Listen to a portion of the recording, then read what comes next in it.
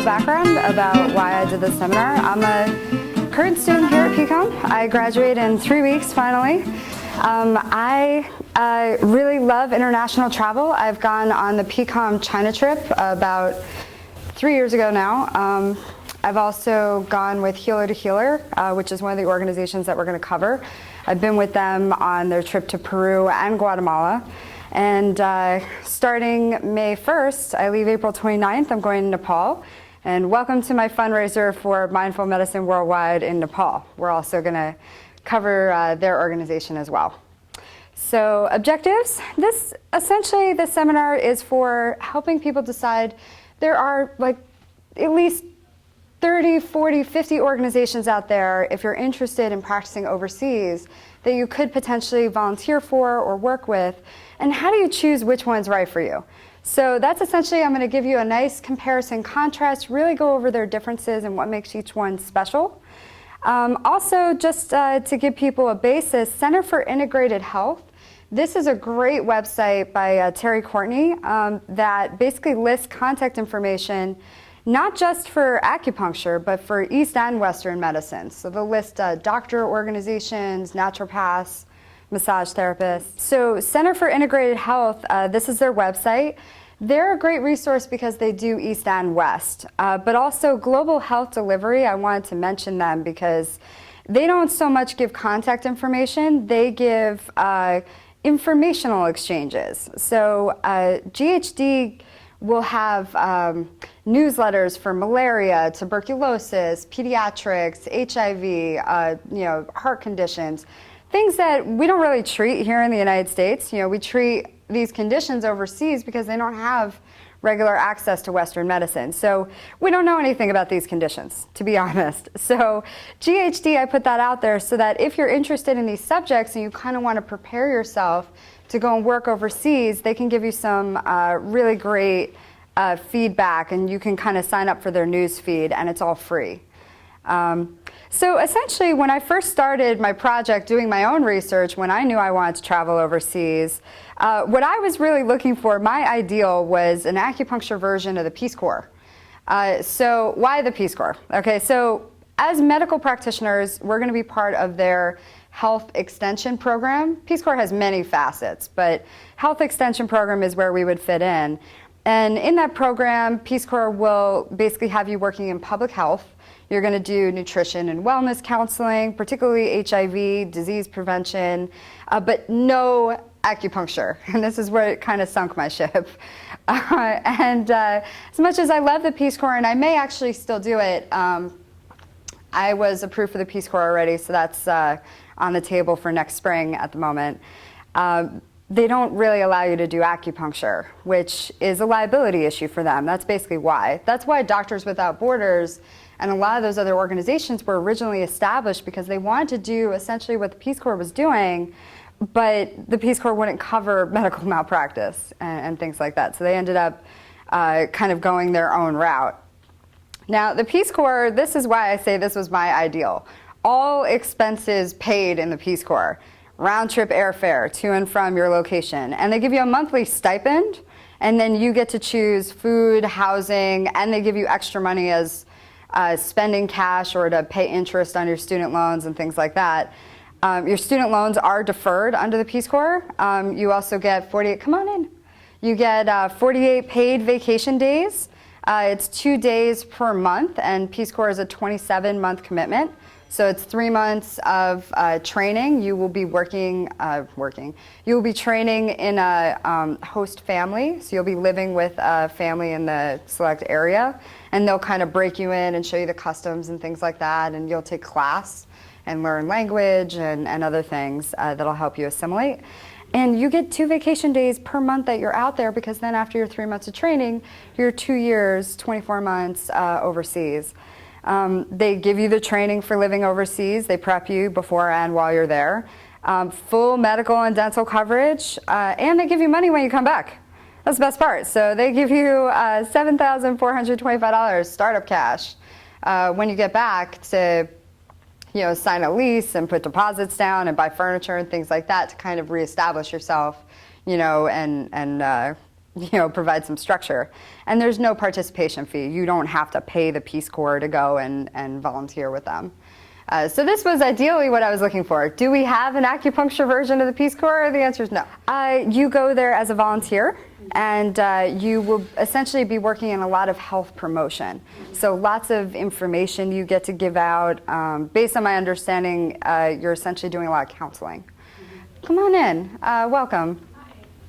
But you're not treating. That was my big issue with the Peace Corps for what I was looking for. Message, and you're going to help facilitate whatever's going on in the local clinics. I know it sounds a little vague, and it is on purpose because it depends on where you go. Because Peace Corps operates worldwide. So if you go to Africa, it's going to be different than if they send you to Eastern Europe or Indonesia or wherever. So it can vary. You get to put a preference, and they choose. And then they'll tell you what's available. We're talking about Peace Corps. So they'll tell you what's available, but in terms of location, you can tell them a preference, but then they're going to say, here's what's available, yes or no. And it's not necessarily going to be what you want, but I mean, you can choose not to go. What is it for? Oh, for Peace Corps?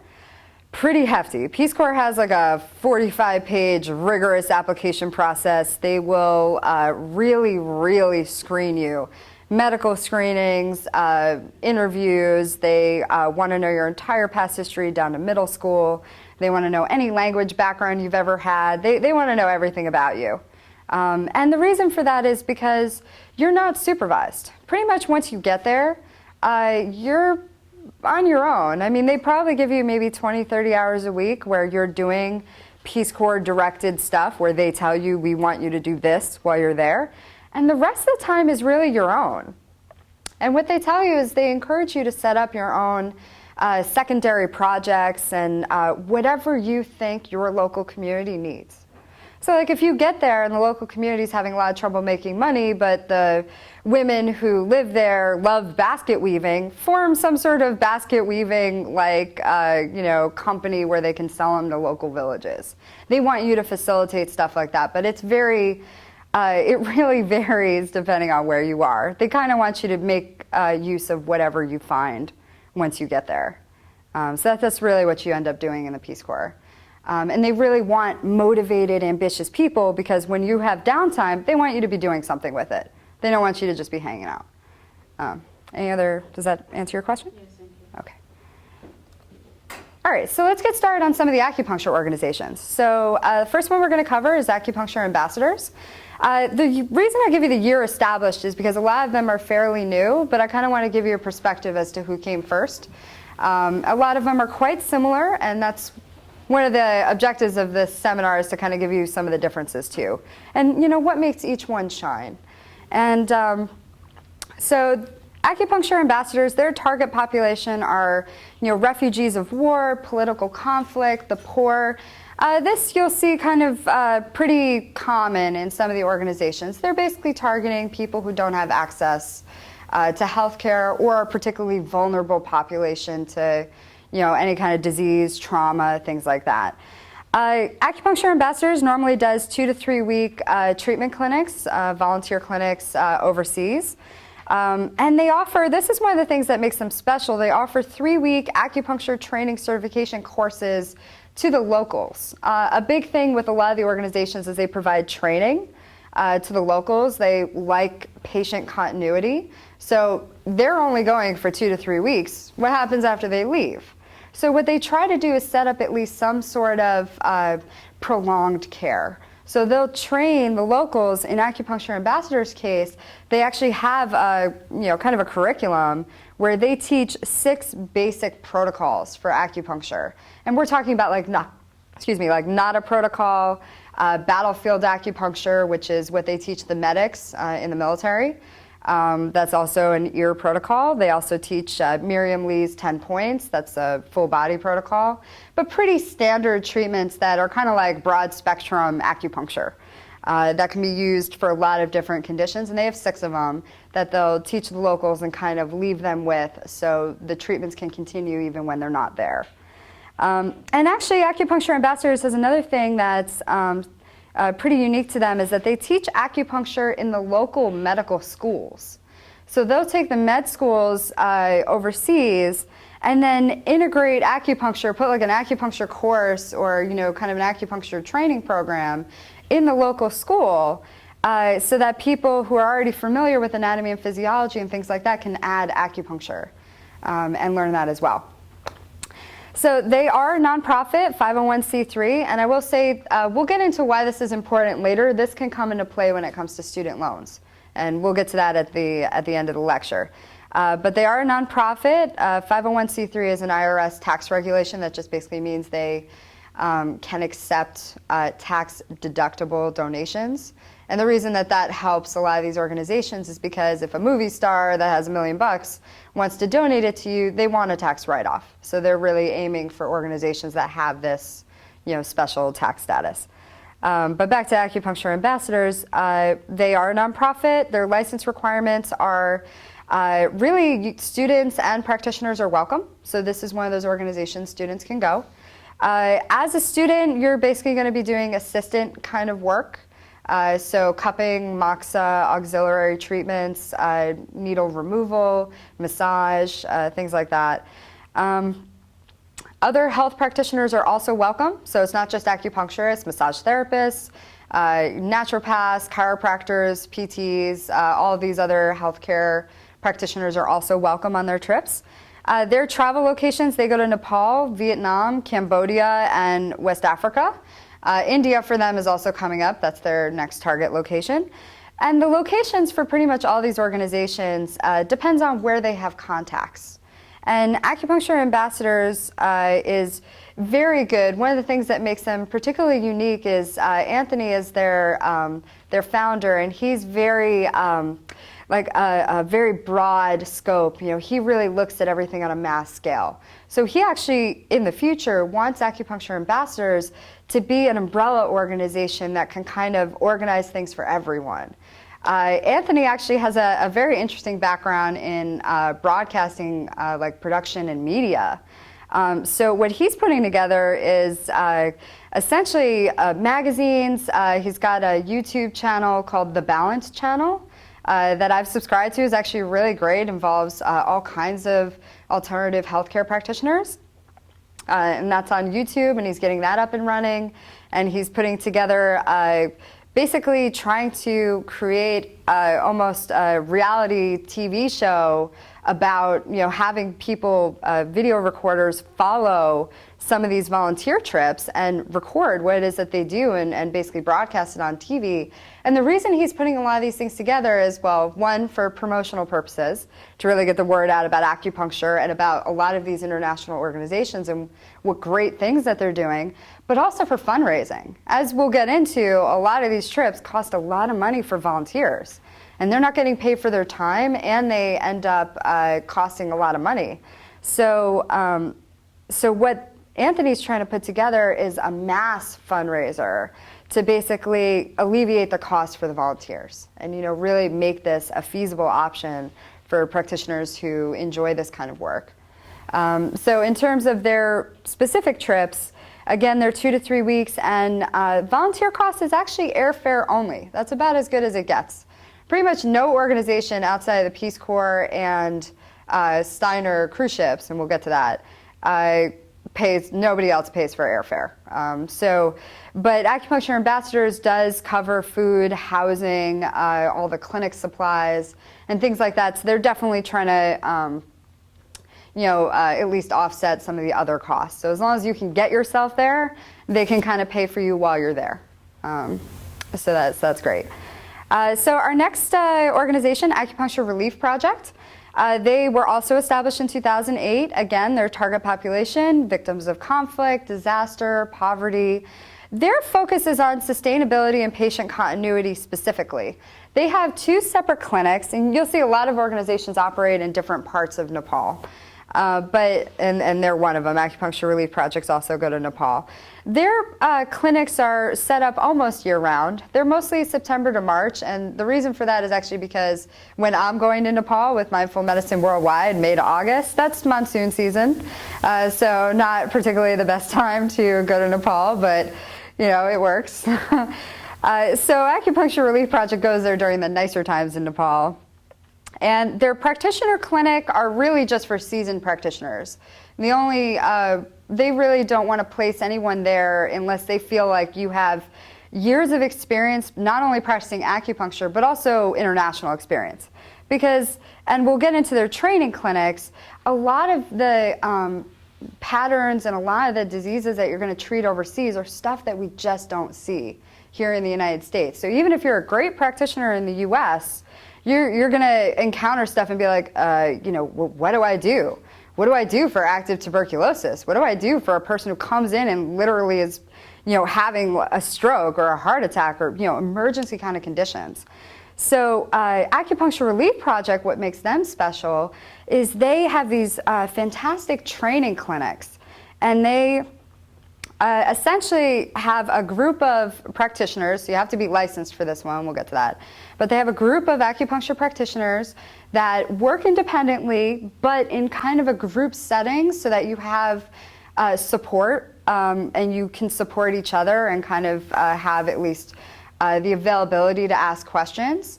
And you're also working under a seasoned practitioner who knows a lot about these international specific things that you're going to treat overseas.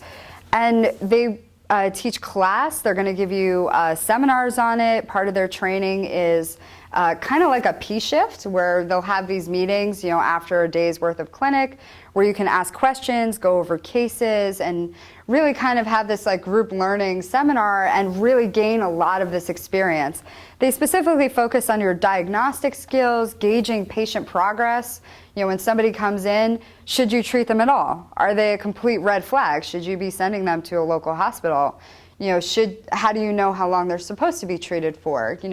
Really being able to gauge and hone those skills, post-graduation. And the nice part is, this particular training course also gives you 60 PDAs towards NCCAOM. So those are your continuing education credits. After graduation, you need, I don't know how many of you are taking nationals, but for nationals, you're required to get 60 PDAs every 4 years to renew your license. And this course will do that. We'll give you all 60 in one shot. So let's get into some of the other details. Again, Acupuncture Relief Project is a 501c3 nonprofit. Their license requirements, again, they're licensed acupuncturists only, and the reason for that is because they function as primary care physicians. So really what they operate particularly out in areas where hospitals are not particularly close by. So they're the first stop. So they see everything, and they're the PCP that's going to say, okay, we can treat this, we need to refer this out. They're the first stop. They're your primary care physician that's going to do the initial diagnosis and figure out where you really need to be. So that's why they really want you to be licensed. Travel locations, they just have their one main clinic. I believe that's pronounced Chapagoa, Nepal. I may butcher my pronunciation, so I apologize on a lot of these. But they're actually moving to a new location in the fall that's still being decided. So they'll post that on their website once they have that confirmed. The length of their trips, the practitioner clinics, they really want you to be there 5 or more weeks. But for really seasoned practitioners that have clinics and stuff that have patients waiting for them back home, they understand if you only want to come for 3 weeks, a month, max, that they'll make some exceptions and they'll work with you. So if that's something you're interested in, then I would call them directly. Their training clinic is a solid 7 to 8 weeks, so it's pretty long. And their cost per day, so the practitioner clinic, you're looking at $20 per day, and that includes everything, and then your airfare is on top of that. So the $20 per day will include your food, your housing, the interpreter, clinic supplies, pretty much everything you need to operate the clinic, and then airfare, of course, to get out there. The training clinic, don't be afraid of that number. That $4,500 includes airfare. So I can tell you, since I am currently booking my Nepal trip right now, airfare to Nepal is pretty pricey. I think the lowest cost I saw was $1,700, $1,800, and that was a 3-day commute to get to Nepal with all the layovers and everything else. So you're probably looking at $2,000 to $2,500. It's a lot of money. We'll get into fundraising later, though, so we will have options as to how to kind of make this work. But that $4,500 is going to include your airfare, food, housing. They give you a stipend. Basically, they want to come up with an all-inclusive block number so that that's the maximum that you have to spend. So pay the $4,500 and we'll have everything ready for you.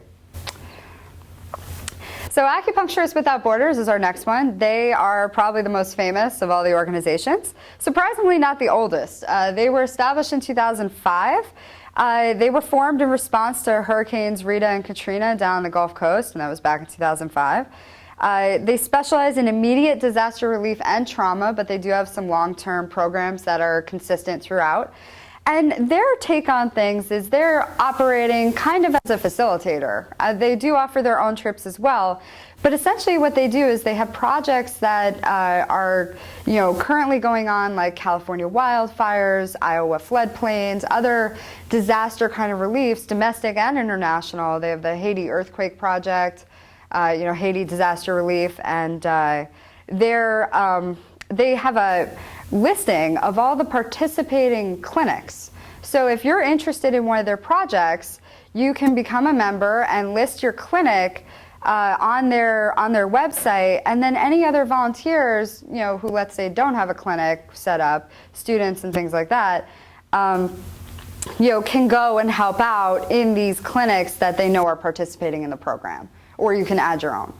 And then for immediate disaster relief, like when Hurricane Sandy hit New York pretty recently, within the last few months, they send out mass emails to all of their members and anybody on their mailing list, and they'll send that out for upcoming trips or for when things come up, disasters that happen that they're organizing an effort for. So when they're putting their effort together, they'll send out a mass email that says, hey, we're organizing a movement for Hurricane Sandy. Please let me know if you're licensed in New York, New Jersey area, and if you want to participate, here's who you contact. And that's kind of how that works. Another thing that makes them special is they provide trauma training.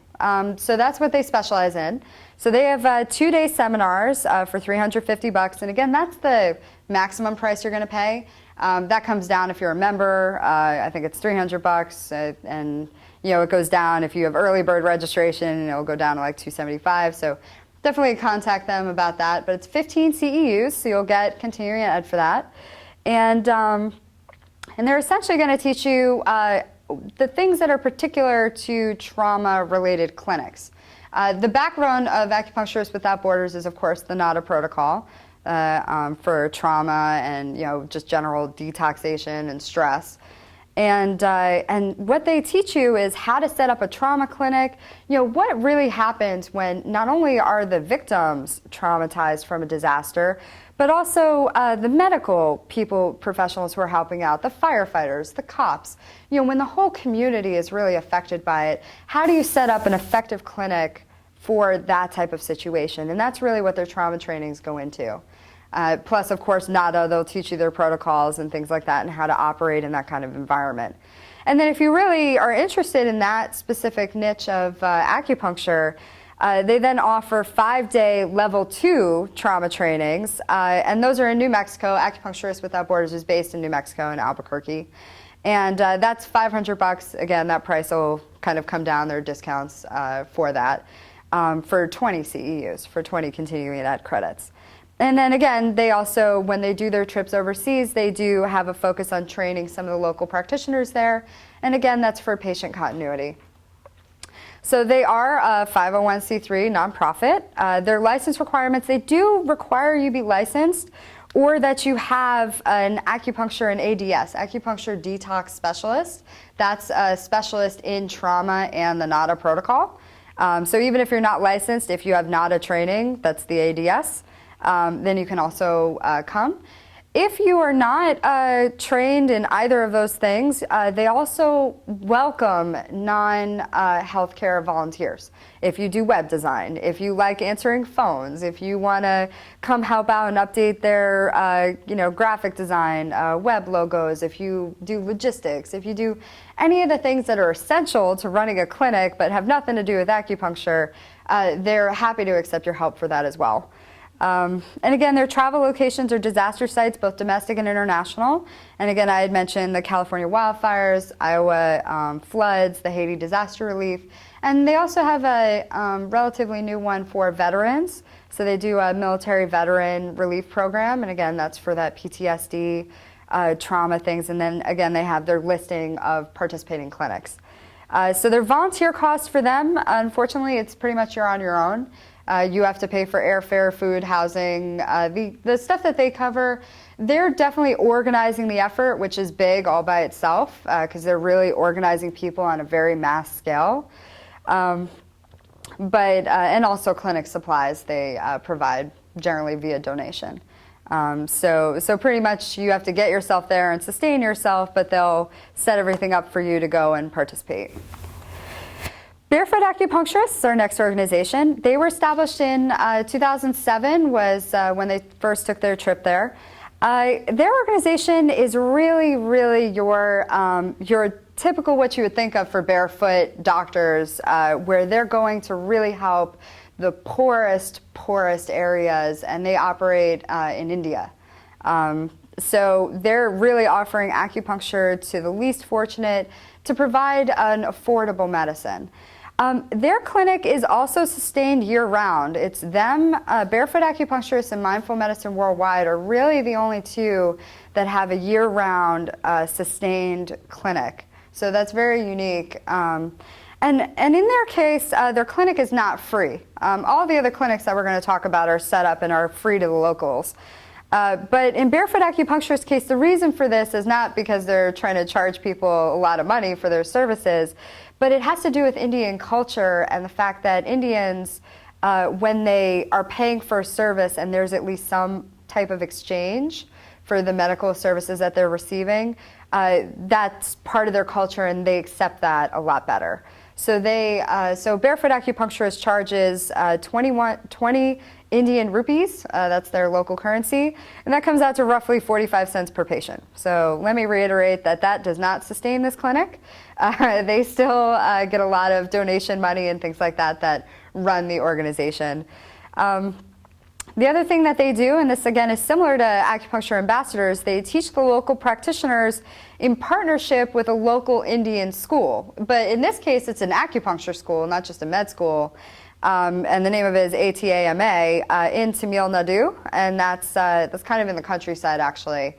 And essentially what their project is to set up multiple clinics. So what they do, Indian acupuncturists, that's actually only a 6-month training program. So when they come out of school, it's basic acupuncture.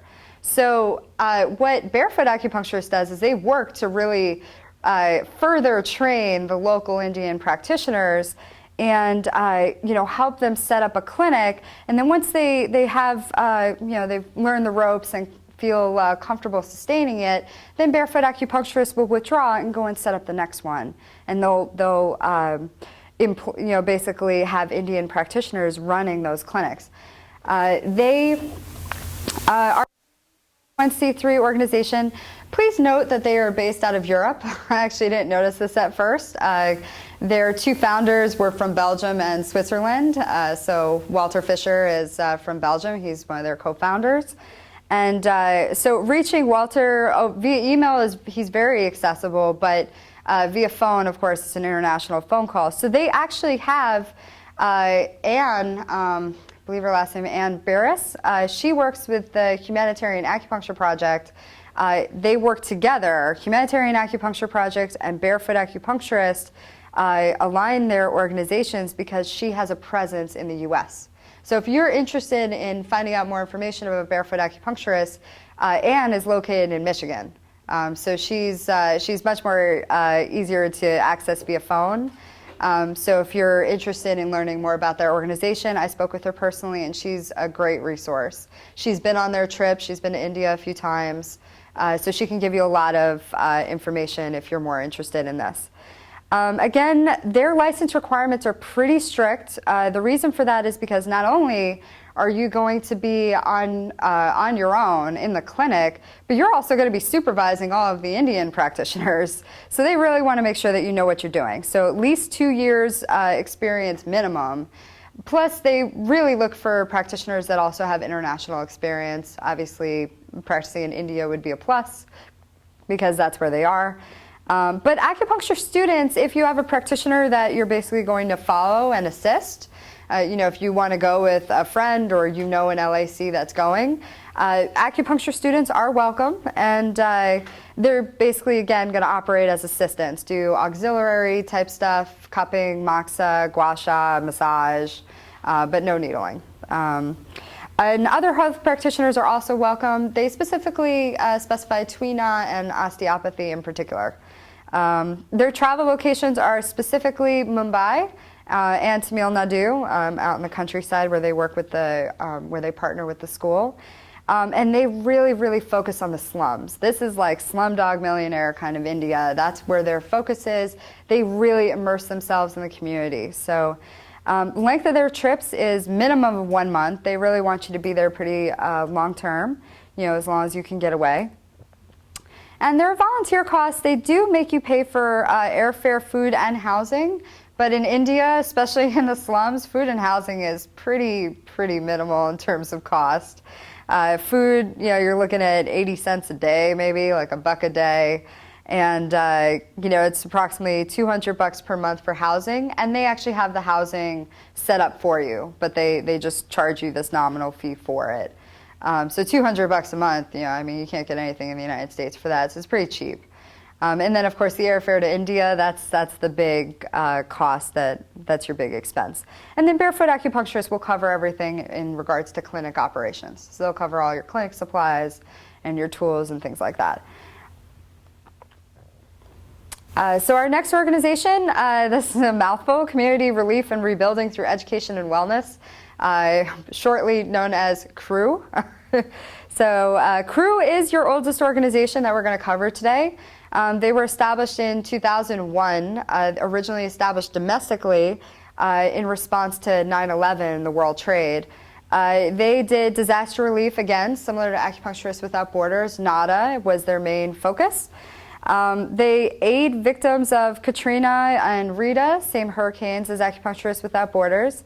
And they're currently supporting victims of Hurricane Sandy. I'd say Acupuncturists Without Borders, because they're based in New Mexico, tends to do more West Coast kind of things. And CREW tends to do more East Coast. They operate New York, New Jersey, Massachusetts, and kind of in the Northeast area. But they definitely both work nationally, and they will make national efforts for disaster relief. And they work together, so they'll have, their own setups and things like that and support each other.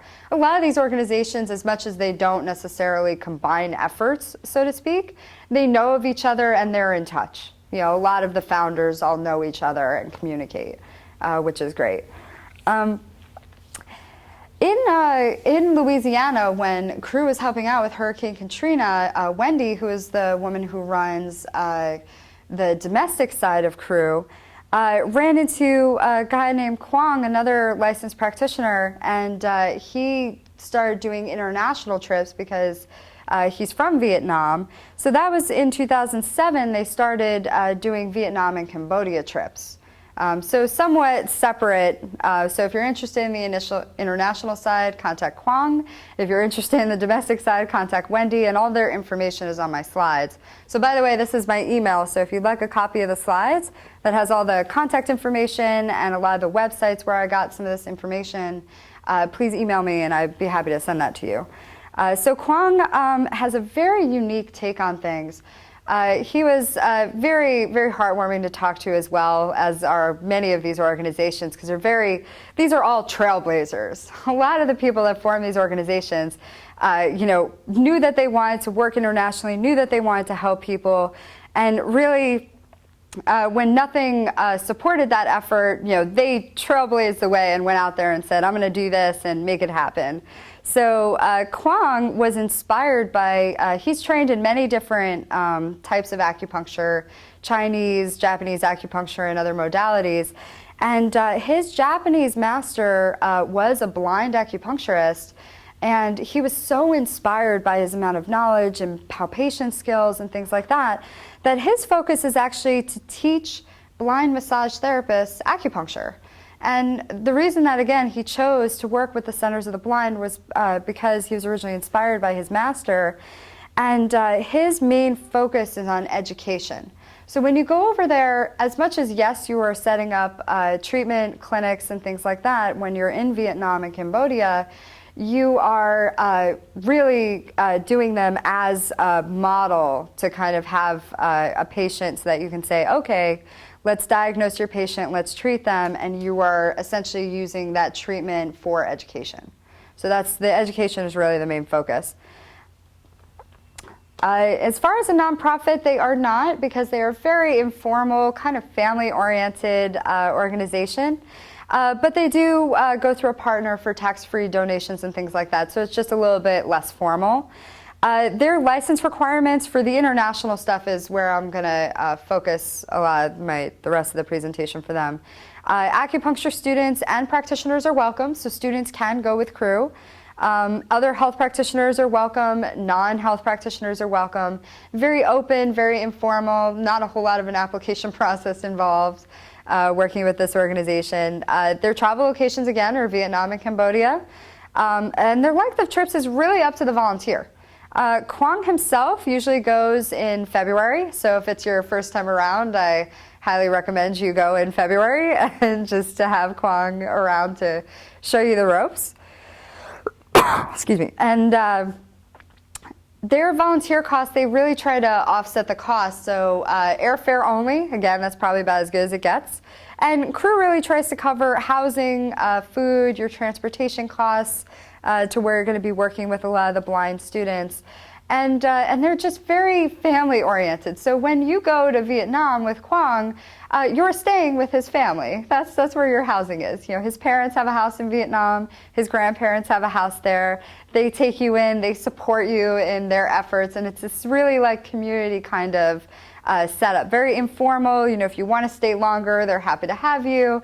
You know, if you want to work with some of Quang's masters, he's happy to introduce you and give you a link to go and study and learn. You know, if you want to stay longer and make a little money on the side, you can give treatments for money. You can treat on the side on the weekends, you know, to some of the wealthier Vietnamese people. Do, you know, like travel and do house calls and things like that. You can go and teach English in Vietnam. Quang had a lot of ideas as to how you can make this work, and it's very flexible. So crew is really great if you like that lack of structure and you kind of like that flexibility as to what you can do overseas. And then he's there as a facilitator to kind of show you what's around, what you could do, and then set you off to, you know, do whatever, you know, really resonates with you. So our next organization, Global Alternative Healthcare Project, also known as GAP. They were established in 2006. Their mission was to aid remote communities, again, you know, people in need with, you know, based on where they're located in rural environments, if they're really poor in areas of political unrest. They also, this is similar to Acupuncture Relief Project, in that they also train you to treat infectious diseases, first aid, pediatric conditions. The difference with GAP is that that training is actually open in the US.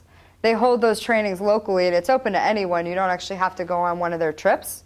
You can just take that training if that really appeals to you. Of course, it's meant to help you when you go on a trip, but that training's really open for anyone. They also train this modular approach. So GAP also likes to help other people set up their type of clinic. So when I say modular approach, essentially that's when you have say a group of 20 acupuncturists that goes out to one of these sites. You'll have you know, a few acupuncturists, you know, doing diagnosis with translators. Then you'll have acupuncturists doing auricular. Then you'll have a station doing full body acupuncture. Then you'll have a station that does Reiki. Then you'll have a station that does massage and cupping, and then moxa. And you'll have all these kind of stations so that you have this assembly line of, you know, a nice flow where the clinic can really, you know, make sure everybody gets, you know, the full treatment and things like that. So they teach other practitioners how to set up this type of clinic, you know, and how to use their model that they found really worked well for them. And they call this open sourcing. So they also train their local partners to do auxiliary treatments. That's usually moxa and stretching and exercises and herbs. The reason for that is because in their case, they actually don't like teaching the locals acupuncture because they feel like there's just not enough time to really give them a basis, and that they don't want to give a dangerous level of knowledge where the locals might know how to do some things for acupuncture, but if they're not around to really supervise it, they don't want to cause more problems. So they just teach what they think is the safest auxiliary treatments, and they'll leave the locals with moxa. Frank Butler is one of the co-founders with Jen Resnick of this organization, and he's one of your original Tui Na practitioners that does bone setting and things like that. So that's why the stretching and exercises, they're real big on that in their clinics. So they also teach the Tui Na kind of exercises and things like that they can leave with their patients. And then herbs. They'll leave extra supplies of herbs and things that they've prescribed. And then, of course, they'll make regular trips. So they, again, are a nonprofit. They're not 501c3, but they are a nonprofit organization. Their license requirements: you must be a licensed acupuncturist or massage therapist. Again, Tui Na, very big for this organization, so massage is more than welcome. Also non-health volunteers, logistics, people doing, helping out with their website, people, helping out with organization and intake and, admin kind of stuff. There are a completely exclusively run volunteer organization, so any volunteers of that capacity are more than welcome. They certainly are happy to accept the help. Their travel locations are very consistent. They go to Indonesia, Nepal, and USA. So they go to Bali in Indonesia. They go to, I believe it's, I apologize, I forget where in Nepal they go. And then in the USA, they go to Jackson Hole, Wyoming, and the Navajo Reservation in Arizona. The nice part is that for GAP, Jackson Hole in Wyoming, even though this is a really rich area, and Drew Taylor has been on a bunch of their trips, our own professor at PCOM. He's been on several trips with GAP, and the reason that they go to Jackson Hole is to treat a lot of the workers. There's a very high Latino population that are very underserved. So they go and they set up free clinics out there for them. And in the Navajo Reservation, again, very underserved population. And their domestic trips, the nice part is that if you have a clinic already established and you really can't get away from your patients, the domestic trips are only for a weekend. So that's pretty easy for you to get away for that long and not really disrupt any of your clinic operations. So that's nice. And if you want to go on one of their international trips, and again, they're one of the older, more prominent organizations. They're a bit more well-known. Their trips to Bali and Nepal, they've been doing them for years now, and they go to the same locations. So there's a very established partnership and relationship in those areas. So it's very consistent. And they go 10 days up to 2 to 3 weeks. And in terms of volunteer cost, again, you're kind of on your own. Volunteers need to pay for their airfare, food, housing, and then GAP will cover the clinic supplies. So it can get a little pricey, but again, their domestic trips are a great alternative for that as well. The housing, is it set up for us at least? I actually didn't ask that question when I had spoken with them, but I would guess yes, only because they've taken these trips to the same locations. Yeah, I would guess they probably have regular places that they go to. Most of these organizations do. Okay, our next organization, Healer to Healer, I can speak on them personally. I've gone on 2 of their trips now, one to Guatemala and one to Peru. They were established fairly recently in 2010. Their mission statement, they basically do 2 parts. They've got a clinic that they set up, and then they've got a healing exchange that they do with the locals. So essentially, you go to these locations and you provide Chinese medicine to the locals, and then they teach you their local indigenous medicine, which I have to admit I had wonderful experiences with them. When we went to Peru, we studied Andean cosmology and plant medicines and learned all about the spirit of the plants and got to sample several of them. And when we went to Guatemala, I actually just got back from their trip to Guatemala this past December, and we went and did we studied with the Mayan timekeepers and did fire ceremonies for a full week leading up to 12/21/2012, leading up to the solstice. And we actually did fire ceremonies in Tikal on the day of the solstice. So that, I have to admit, was a great experience. You really get to learn so much on their trips. And again, they also focus on training the locals. So they'll take the indigenous healers that we're working with, and they will train them in acupuncture. And they also set up other projects, like they're currently working in Guatemala on a project for growing local herbs and kind of establishing almost a place where they will at some point set up an herbal clinic and be able to provide Chinese and other herbs. And they definitely co-treat patients and train in groups. So they kind of have this modular approach similar to GAP when you go on their trips. So they are a nonprofit. They're currently waiting for their 501c3 status because that takes about 2 years. And again, they were just established in 2010, so pretty recent. Their license requirements are acupuncture students and practitioners are welcome. And again, practitioners in this case tend to supervise, and then the students that go on the trips will do auxiliary treatments or needling depending on the comfort level of the student, and they will be directly supervised by the LACs. So it really depends on your level. I think I went to Peru, I was roughly level AI2, Associate Intern 2 when I had gone. So I was maybe about 3 years into PCOM's acupuncture program, and I was needling with patients, and it was really, really great because the patients were very happy because we got to see more patients because more people were needling, and every time I felt uncomfortable about something, I had someone I could tag on the shoulder and say, hey, can you show me this? And it was very, very easy and very welcome and great learning experience. So other health practitioners are also welcome. So if you do Reiki, we had a physical therapist who knew someone who was going on the trip that decided to join us, massage therapists, I don't think we've had a chiropractor, at least not on the 2 trips that I went on, but they would be welcome as well. It's pretty open. Their travel locations are to Guatemala and Peru.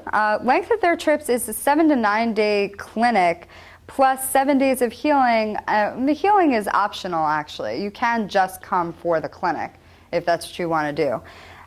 So they are very similar to Global Clinic, which is the next organization that we're going to cover.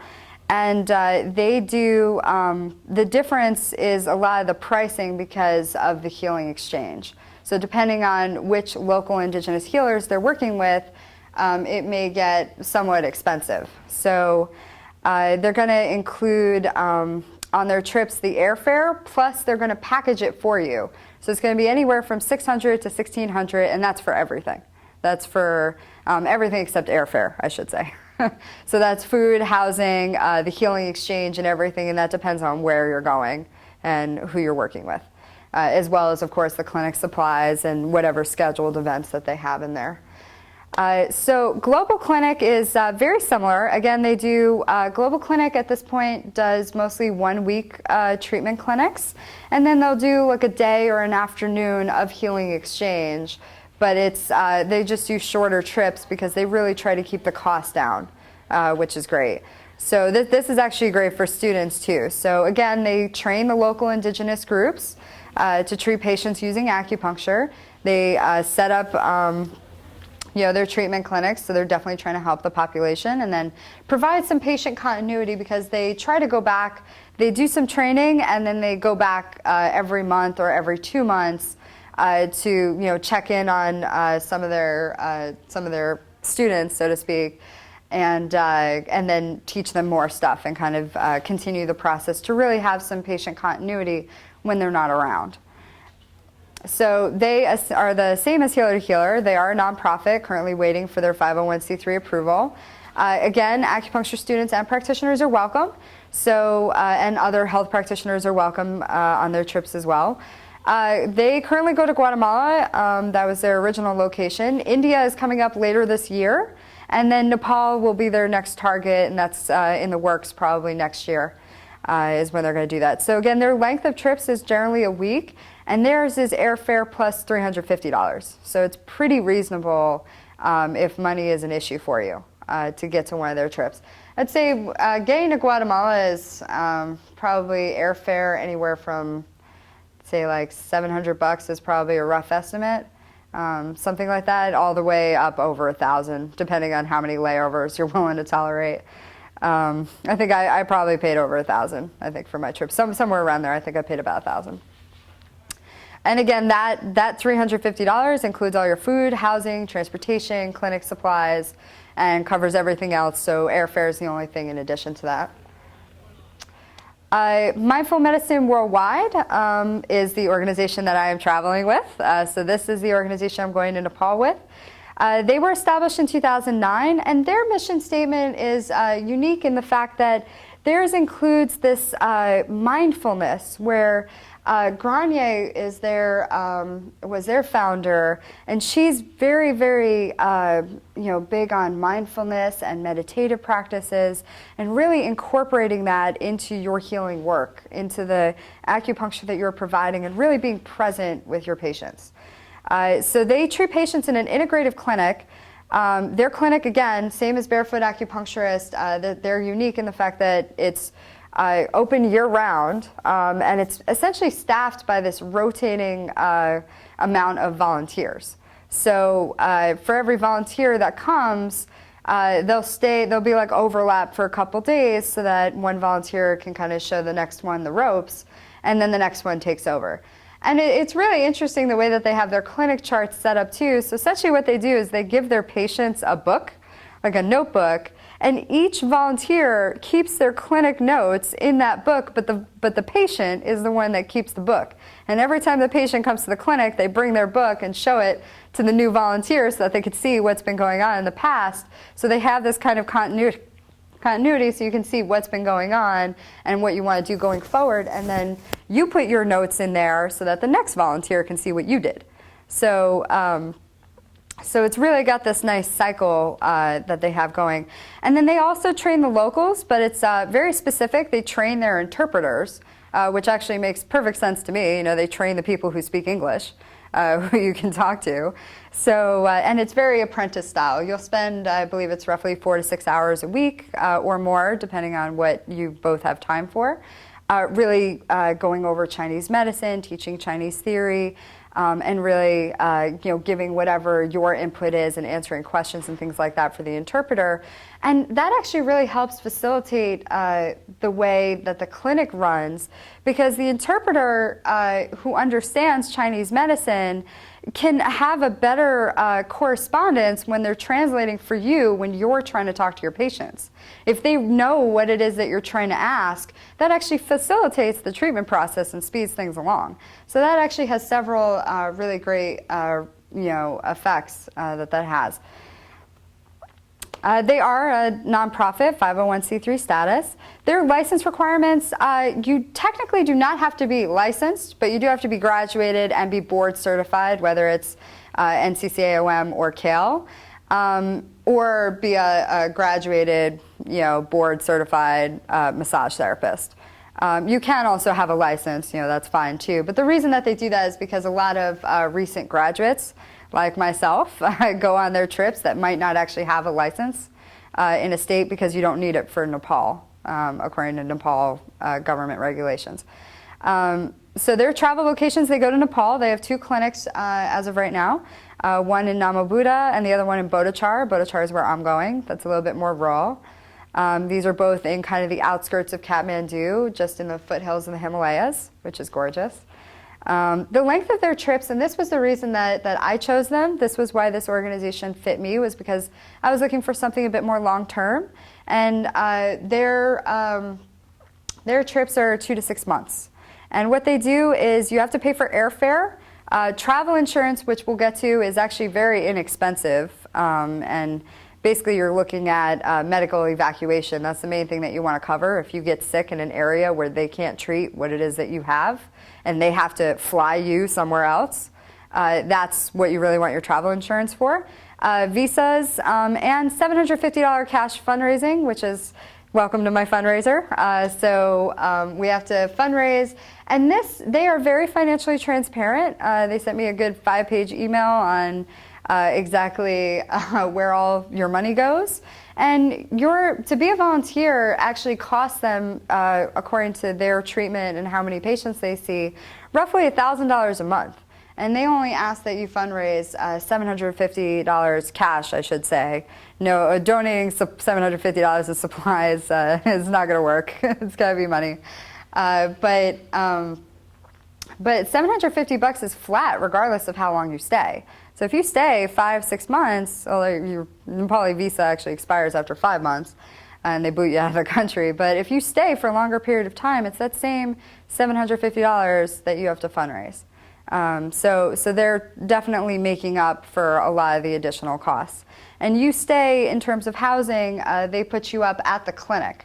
So you will be living in the integrative clinic, and you're working in an integrated center. So let me focus on that. You are working with an MD, with a GYN specialist, with a social worker, a translator, and you are the acupuncturist. So you are somewhat alone in this, in the fact that you are the acupuncturist that people are going to go see, but you're working in this integrative environment. So if there's something that you want to refer out, there are other health practitioners that are going to be there. And these other health practitioners are local people, Nepali, Tibetan health workers. So you're the American, you're the foreigner. So you're not working with a bunch of Americans. So Steiner, I'd like to give a basis for comparison, since a lot of people love the cruise ships. So here's a little differentiation based on my research. So again, this is just based on people I've talked to, a little bit of separation of fact from fiction. Since of course, cruise ships, when you first read about it, really sound so good. So let's kind of break down exactly what it is that offers. So if you like international travel, this is a way that you can get paid and make money. So this is why can be a great option. It is a 7-month contract. It is 10+ hour workdays. And they actually put that in writing, so they expect you to be there, 8 in the morning until 6, 7 o'clock at night, plus sales meetings or other things that might be in addition to that. But they do give a free 3-day training in Los Angeles at Yosan University in Santa Monica, and that'll really give you a gauge as to what it's really going to be like.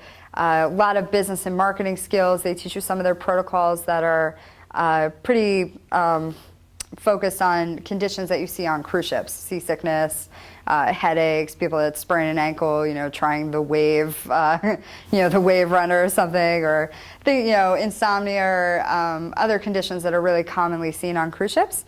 Food poisoning being a big one, or any kind of GI problems, from traveling. So they pay, and this is, again, one of the big perks, they pay the airfare to and from the cruise ship. Disclaimer, they only pay that round trip for your first contract. I haven't actually, I'm not sure why exactly they only do that for the first contract. The second contract, you have to pay to get there, but they will fly you home. Why that is, I'm not entirely sure, but that's just to be noted.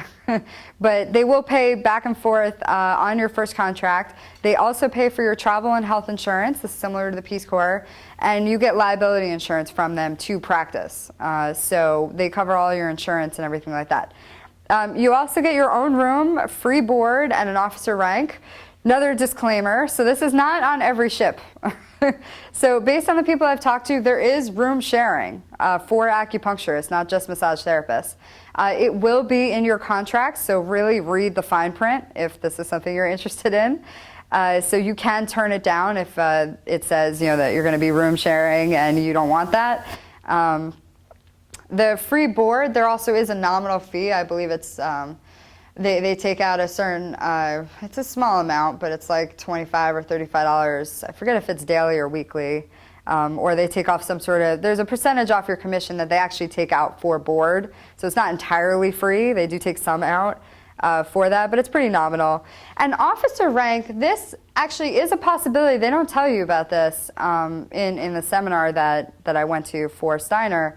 But on some of the ships, you actually are an officer. You're a 2-stripe officer on the ship because of your 4-year master's degree, you are a medical professional. Now again, this is not every cruise line, so read your contract. But if you do get officer status, you are the same rank as your spa manager. So that's kind of nice. Now, of course, you're not trying to go head to head with your spa manager. You're both there to, help people make money. You want to work together, but technically you're the same rank. And you also get to use all the officer stuff on the ship. So you get to use officer mess halls, officer laundromats, officer, gyms. Officers have more perks as to where they can go on the ship. So any place that only officers are allowed to travel, you would be allowed to go. So it can actually help out quite a bit. So again, read your contract. Regarding money, it's about $100 to $150 per treatment. This is actually up to you, although you are not allowed to go below $100 because then actually Steiner starts to lose money because you are treating in a 5-star, essentially resort type clinic setup. So it's really, really, high class kind of treatment rooms.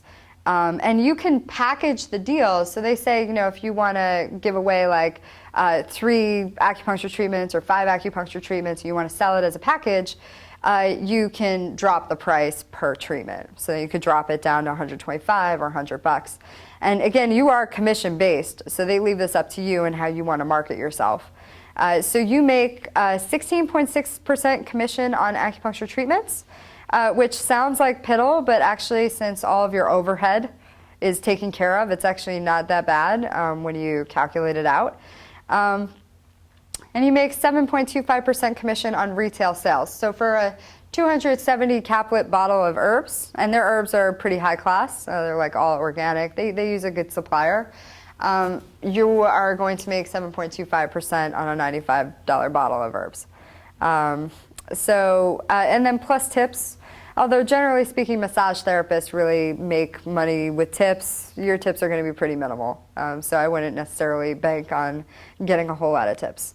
Average salary, here's where you see the biggest difference. Average salary, according to Steiner, when they do their presentation, and this is in their welcome packets, is $800 a week. Now, they took an average of all of their acupuncturists operating overseas, but something tells me that they averaged in a lot of their big money, really big producers in that average.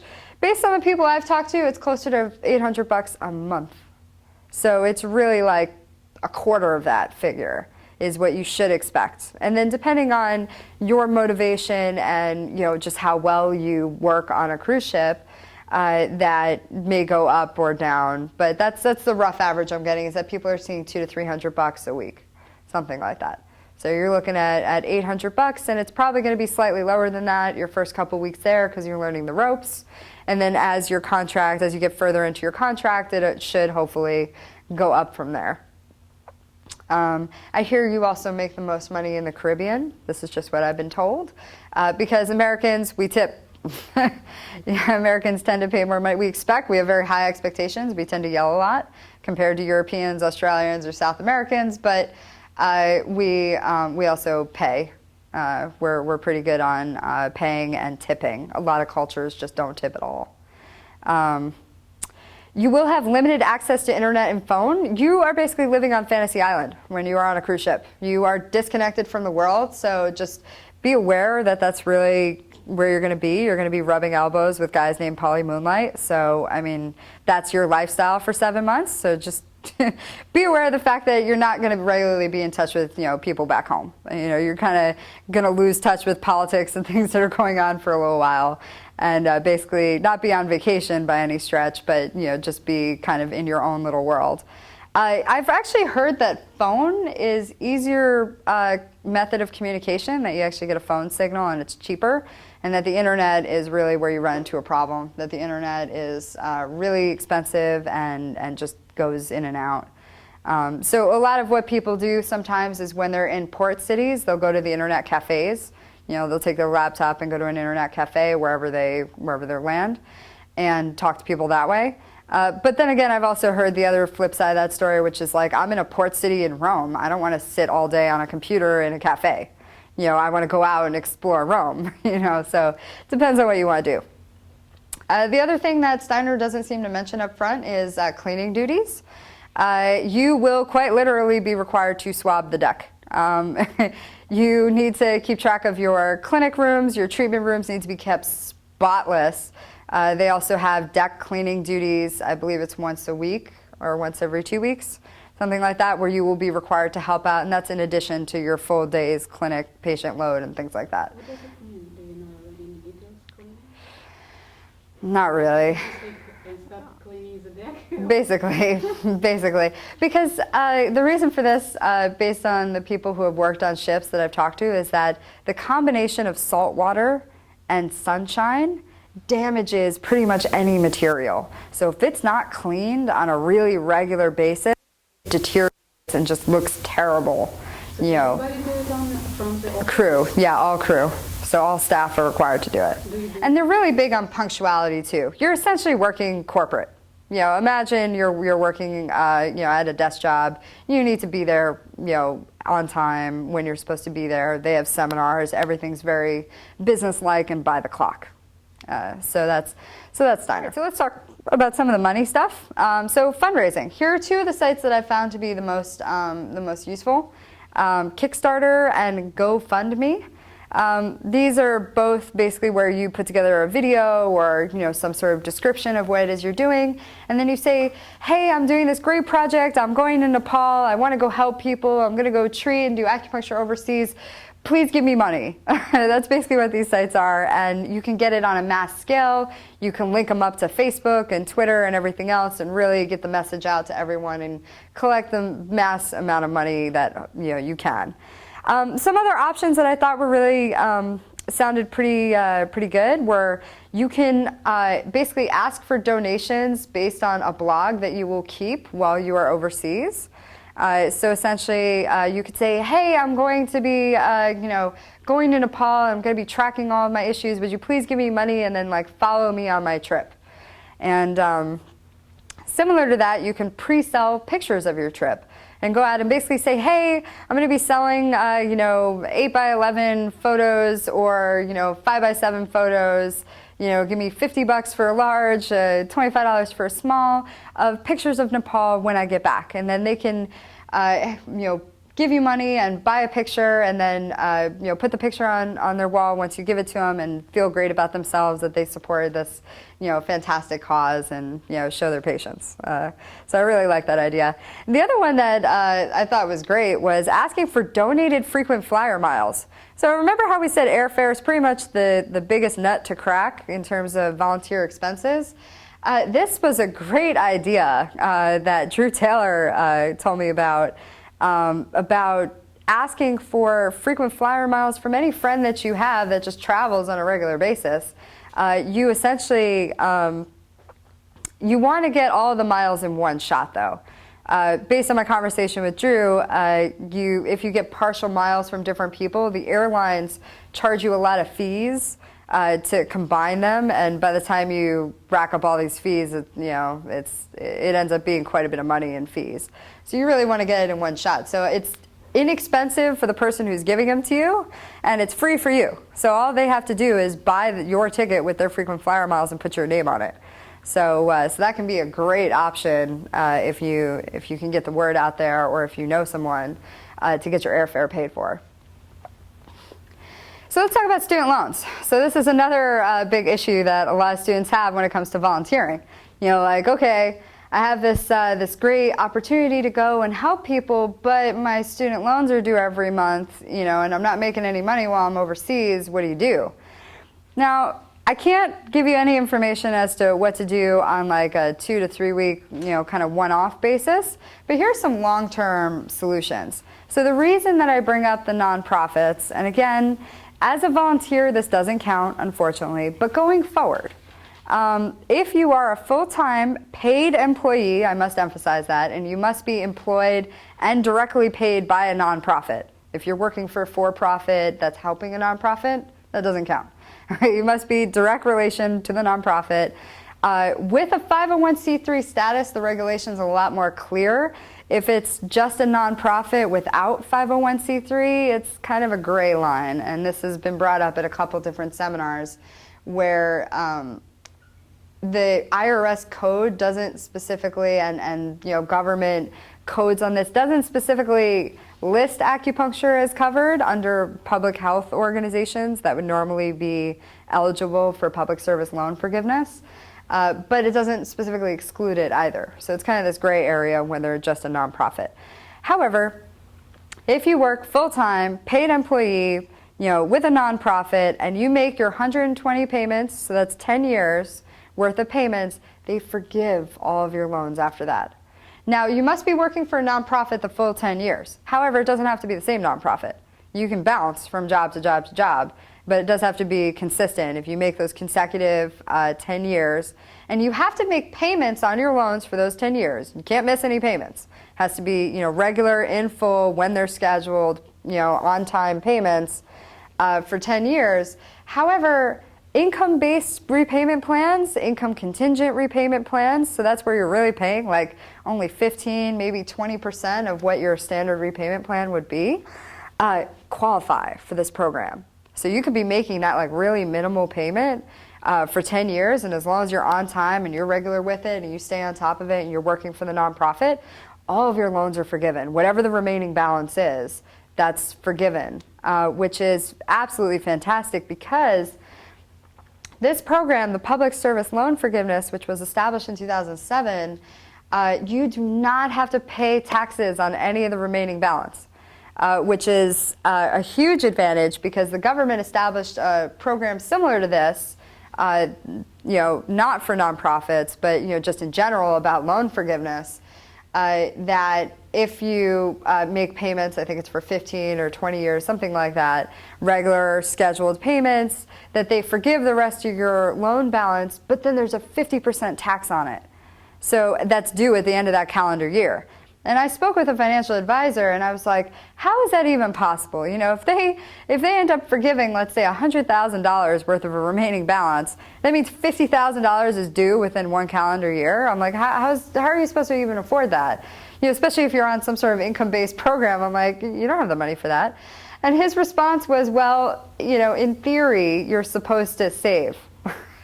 And you're supposed to plan for that. So if you're aiming to eventually get some sort of loan forgiveness, that you're supposed to save up to be able to cover that tax, the tax consequence at the end of it. Now, of course, I give a disclaimer to this: contact your tax advisor, contact your financial advisor. I'm not a financial professional, but my slides include the websites where I got a lot of this information, and this is based on my research now that I'm graduating and I'm like, holy crap, I have to pay back my student loans. What do I do? So I was looking into a lot of this stuff about if I really love working with nonprofits, is there a way to work this in? The other option that I'd like to point out is that I'm sure as you already know, have a 6-month grace period after graduation. Now, disclaimer to that, Grad Plus loans are repayable, go into repayment immediately after graduation. They don't have a grace period. But everything else, Federal Stafford, Perkins loans and things like that, have a 6-month grace period after you graduate. So what I'm doing is I'm traveling during this grace period. I'm going right after graduation when student loans are not part of my expenses just yet, so I can really go for as cheap as possible with as minimal amount of financial stuff that I have to worry about. Grad Plus loan. Can you tell me what is that exactly? That's an additional, so some students here, once they max out Stafford loans, so the maximum amount of Stafford loans, subsidized and unsubsidized, that you could take out is $138,500. If you exhaust that, if you've already taken out that amount, then there's another option to pay if you're still in school and you need more money. You can take out something called Grad Plus loans, which essentially are at a higher interest rate, like maybe by like 0.5% roughly. Actually, I think it's a little more than that. It's about 1%. I think last time I checked, Stafford loans were about 6.8% and Grad Plus was 7.9, I think. But that was a while ago, so don't quote me on that. But roughly 1% higher, and they gives you access to more money. I forget exactly how much. But it's thousands of dollars extra. So if you need more money, you have access to it. And Grad Plus is essentially meant for med students or graduate students that, already might have had a hefty amount of loans when they did their undergrad, so the remaining amount of Stafford wasn't enough. So if they wanted to do a postgraduate degree, they created Grad Plus. So, but Grad Plus goes immediately into repayment, so that just doesn't qualify for the grace period. Yeah. And I think you need to have a credit check done too. I think you actually have to qualify for Grad Plus. So there are a couple extra steps, but it is an option, for some students. Okay, so I'm just going to give you guys a little of my own advice, traveling-wise, of like what you should do, what you should bring, what expectations you should have if you're interested in this. So in terms of stuff to do, get a Skype account. Skype is free. And I can tell you with Mindful Medicine Worldwide, when I did my interview, when I had questions, when I did my online training, that was all over Skype. Our volunteer coordinator for Mindful Medicine Worldwide is based in Nepal. So it's not like he's going to pick up the phone and call you. He's going to, if you really want to talk to him and have a conversation, Skype is a great option for that.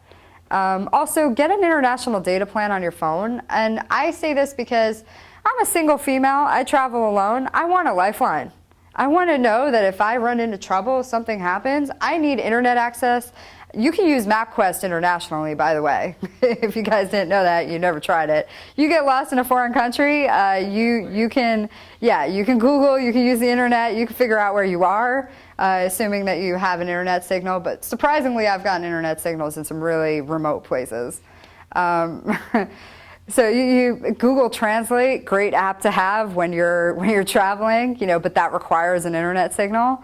Obviously keeping in touch if you want to put a blog, if you want to use Facebook, keep in touch with your friends that way, because calling is really expensive when you're overseas. But having the data plan allows you to keep in touch. You can check email, you can do things like that while you're away. And it's actually not as expensive as you might think. AT&T is my carrier, not that I'm not necessarily their biggest fan, but they have helped me a lot on international stuff, because I think it was $60 the last time I went on a trip for 250 megabytes. And then when you get back, so you can sign up for that, that's $60 per month. And when you get back, you call them, cancel it, and they prorate it. So it's actually not even $60. If you go on a week-long trip, they're going to give you money back on your next month's bill, depending on what your usage was. So that can actually be a pretty inexpensive and really great option to give you that lifeline, to be able to contact people when you're overseas. For extended trips, I would get a local phone. So for me, when I go to Nepal, because I'm going to be there for 3 months, I'll probably end up getting a local phone, just so that I'm not completely devoid of phone calls for 3 solid months. I know this is kind of a controversial topic for some people, but vaccinations. Personally, I've been vaccinated for everything under the sun. I got vaccinated for Hep A and typhoid and yellow fever, and I've been vaccinated for Japanese encephalitis. I've been vaccinated for everything you could think of. That was my personal choice. That's just something that you might want to think about if you're going to go on a trip. Malaria was the one thing that I chose not to do. Based on conversations with people, I've never personally taken any of the malaria drugs. Malarone is the one that's really expensive, but seems to be the preferred choice because it has the least amount of side effects. But based on the people I talked to, they said the side effects actually make it not worth taking it. It's just really, really bad. So again, that's an option if you want to look into malaria drugs, but they're super expensive and have a lot of drawbacks to them. So, but it's something that you might want to consider. Visas. Yeah. Is you were just talking about treating patients with contagious diseases or tuberculosis. What about all that side of things? Yeah, you're going to be exposed. Right. Yeah. So I mean, in terms of TB, there is no vaccination. Right. I mean, so if you know that you're treating someone with an active infection, I would hope that they would have face masks of some sort in the clinic to kind of mitigate the exposure. But in the end, yeah. It's a risk. Yeah. And you've never, and what about your talking with everybody? I mean, nothing, are these things common where, the practitioners get sick or? I haven't actually heard about any practitioners getting sick. It's pretty rare. Like I actually treated malaria and dengue in Peru when we were there, because we were essentially staying outside the rainforest.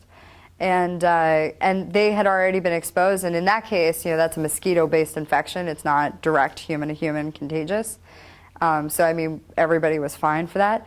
TB is probably the one that you have to worry about the most, because HIV, unless you're being kind of reckless, in my opinion, just like I don't even like touching their blood and like rubbing your eye or something, unless you're being really reckless about it, you're not likely to pick up HIV from any of your clients. I've worked in the HIV clinic, the Owens Clinic here. The externship that they had, you had plenty of exposure to HIV and Hep C. Never had a problem. Trying to think of what else. I mean, people come in with coughs and colds and things like that. You're just exposed. TB, I kind of get the impression, and of course I'll have more information on this after I get back from Nepal, that I think they get referred to the MDs, and that if they have an active infection of TB, that they tend to get sent to the hospitals. It's when they're in remission, that's when they come to the acupuncture clinics. So the overall infectious exposure is limited, based on what I've heard. Right. Okay. And that GHD website I gave in the beginning, Global Health Delivery, they have news feeds and stuff on a lot of these topics, like malaria and tuberculosis and HIV and a lot of the infectious diseases. So they're a good resource if you want to just post a question, because it's basically kind of a feedback site where people post questions and then give answers and provide articles and resources and things like that.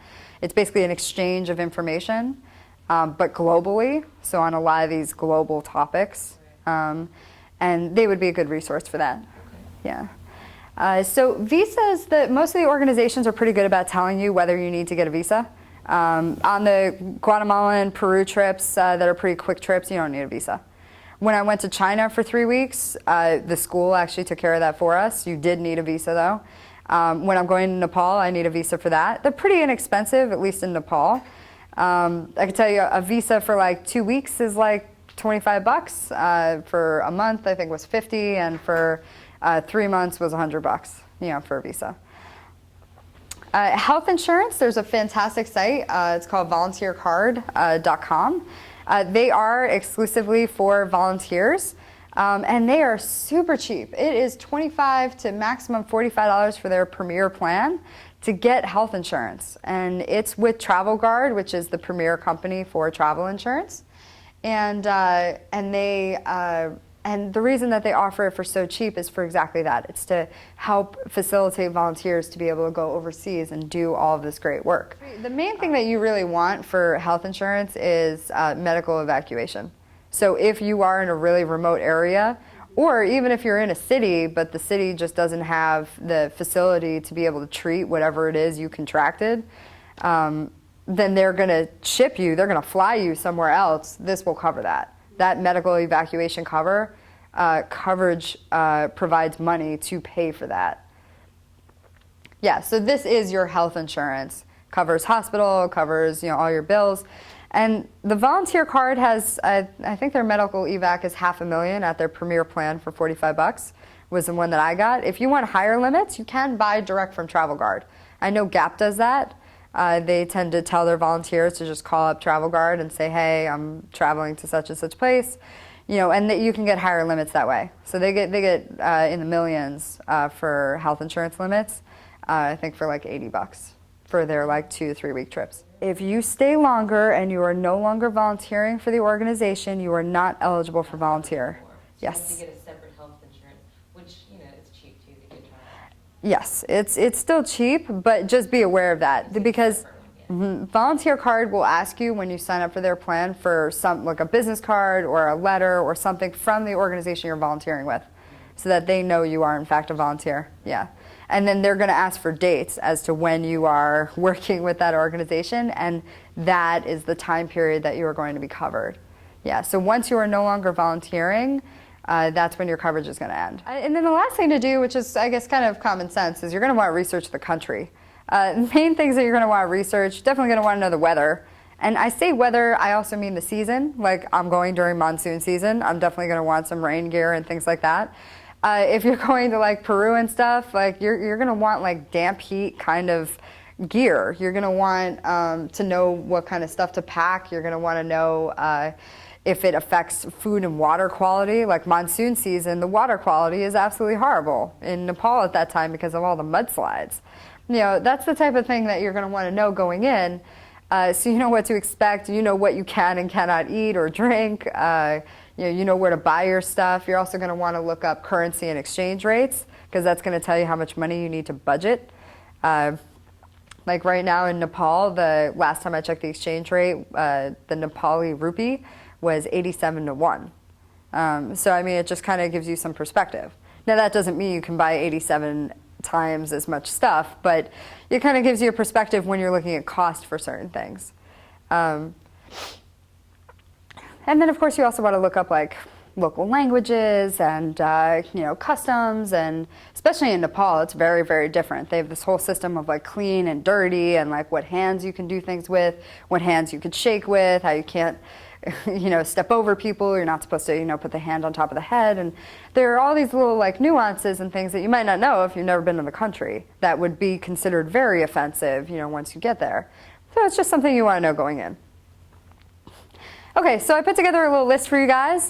This is courtesy of Greg Sperber, who gave me his TCM first aid kit that I kind of built off of and added a few extra things. So the number one thing on this list, if you bring nothing else with you on a trip, Huanglian Su is literally a very concentrated version of the herb Huanglian. And this is great for traveler's diarrhea. Now let me explain something. For whatever reason, foreign food does not mesh well with me. So I always get sick when I go to a foreign country. It's part of the fun. And especially when I went to China, Beijing did not do good things for my digestive system. And there's not always a bathroom around. B, the bathrooms don't always have toilet paper. C, you might get stuck on like a long trip where you're out in the middle of nowhere. I mean, let me tell you, Huanglian Su, every time I ate something in China, I broke out into a cold sweat. So I literally would pop Huanglian Su, and it would just, everything would come back together, and it would hold me, and then I'd kind of like, everything would relax, and it would allow me to participate in activities as normal.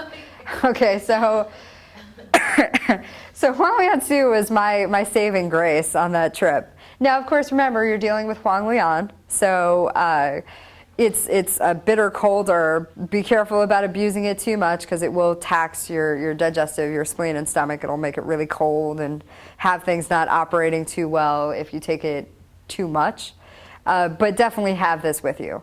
The other thing I would suggest, Huoxiang Zhenqitang or Culing pills. They're pretty much the same, very, very similar formulas.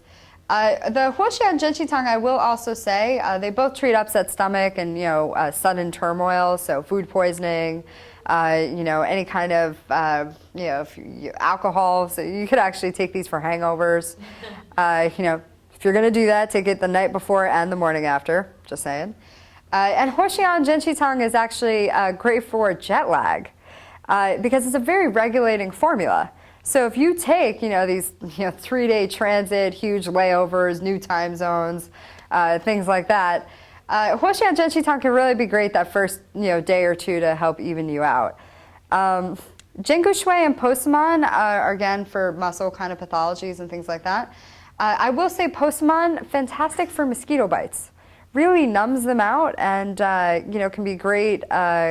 To cover your legs with them and stuff, and will be very analgesic. That was great in Peru. We use that a lot. Yunnan Baiyao is the main stop bleeding formula. So you trip over a tree root or something, you scrape your knee and stuff. Yunnan Baiyao is great for that. When you buy it, it also comes with that little red emergency pill. God forbid if you get any kind of gunshot wound or stabbing or any kind of major puncture, Yunnan Baiyao will help stop the bleeding. Take it internally, and it will stop the bleeding so that you don't bleed to death, essentially. But that's a very emergency case only. Tieta Yaowan, I'm actually not too familiar with this formula. It's supposed to be for more serious trauma that Greg had recommended. Qingwan Heng, this is Chinese burn cream. And I will say Chinese burn cream is actually really great for sunburn as well. That most people don't think to use it for that, but especially on the face, delicate areas where you're not going to be using huge amounts of it. Really great for that. Very gentle and resolves quickly, usually within a day or two. Loquat syrup, this is your Chinese cough syrup. This is actually really, really great, but remember, it only treats symptoms. So, you end up with a cough or cold or, God forbid, TB or something, you're going to need something a little bit stronger than that.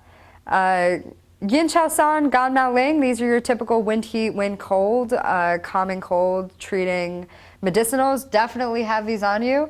You have somebody sitting next to you on the airplane on a 20-hour flight on the way to Nepal, you're going to want to be taking some of this. Make sure you nip it in the butt so that you're not immediately sick when you get there. And then An Mian Pian is a sleep aid that Greg had also recommended. I've also never taken that one. What I used to bring on my trips was actually Swanzao Rentong. My old herb teacher used to give personalities to all of the herb formulas. Swanzao Rentong, she used to say, was like sleeping in the arms of your beloved. So essentially, Swanzao Rentong was really great for homesickness, or if you really had that trouble adjusting and kind of being on your own in this foreign country, where you really don't feel at home. It gives you that sensation of feeling like you're home. So, and can be used for helping you sleep. You're going to essentially take it at night, same as An Mian Pian. Also, other stuff to bring, very, very important, I can't harp on this enough, an outlet adapter and converter. People always say, they're like, oh, I'm not going to bring my laptop, I'm not going to bring my Kindle or anything like that. You are bringing your cell phone. Don't forget that. You will need to charge your cell phone. So make sure you have your outlet adapter and converter. The other thing I recommend is a surge protector, because especially in places like Nepal, where depending on the rainfall, they may or may not have enough electricity to power all of Nepal. So you get these constant brownouts and then power ups. And that provides huge power surges and fries all of your electronics. So you're going to want a surge protector that you're going to plug into your outlet converter. And a lot of the outlet adapters have that conversion from, because as Americans, we think that we're special. So we have our 110 volts here, 220 volts everywhere else in the world. So our electrical appliances get fried whenever 220 volts starts coming in from a foreign outlet.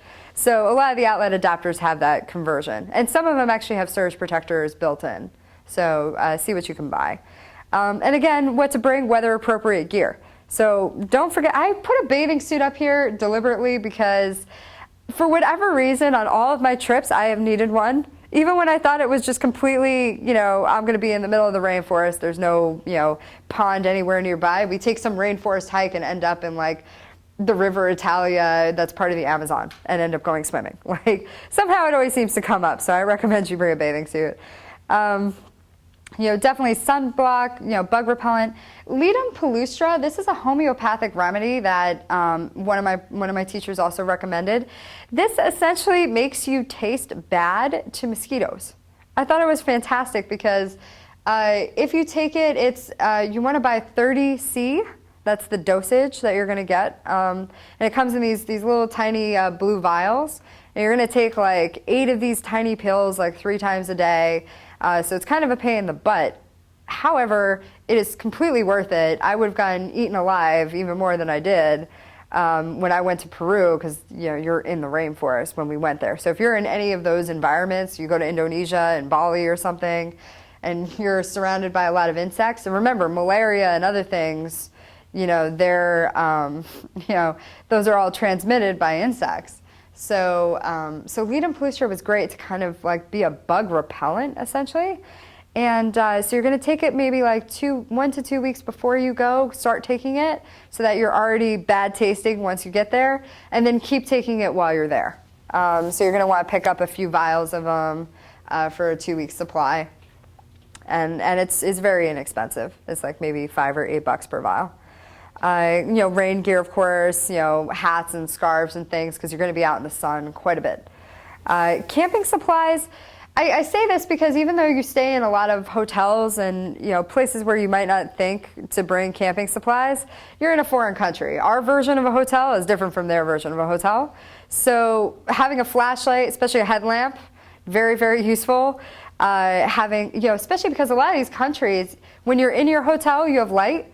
when you travel onto the road, it is pitch black. They don't have lights and stuff, like we do here in America. It's not like the roads are all lit up and you can see where you're going.